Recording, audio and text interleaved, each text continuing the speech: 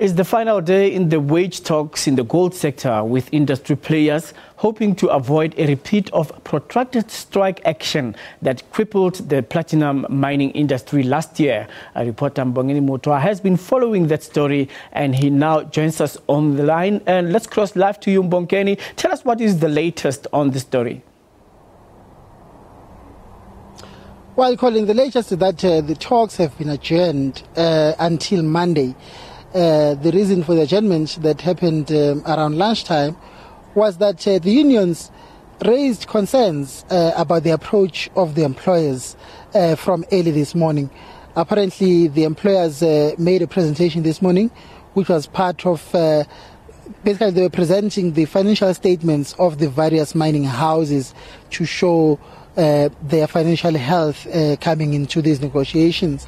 And during that presentation, we understand that a mistake was made by the employers when they said that 3 years ago during negotiations a 10% increase was agreed, and that's what they've been giving workers over the last 3 years. The unions pointed out that that is not the case. The agreement of 3 years ago was an 8% increase, not 10%. Some of them felt that this showed that the employers were negotiating in bad faith, presenting inaccurate figures and so on.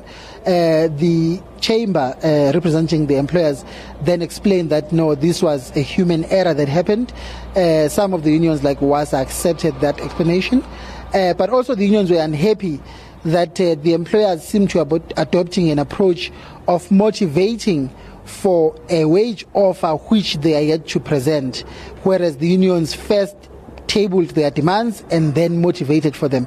It was then agreed that the parties or the talks be adjourned, and then on Monday the employers will come and then table their wage offer, and then the negotiations can proceed from there. The negotiations will resume on Monday for 3 days, Monday, Tuesday, Wednesday. They will adjourn again and then resume the following week for another 3 days, Monday, Tuesday, Wednesday. That will be the third and final round of the negotiations. After that, procedurally and legally, if there is a deadlock, then the unions could start exploring their options of possibly going on strike. But the chamber is saying that if indeed by the end of the third round no agreement is reached, they hope they can still continue talking with the unions to find one another. That's the latest from the talks here in Boksburg, Colin. All right, thank you very much to Mbongeni Muthwa, who is talking to us about the latest on the wage negotiations in the gold sector. And moving on to other stories now.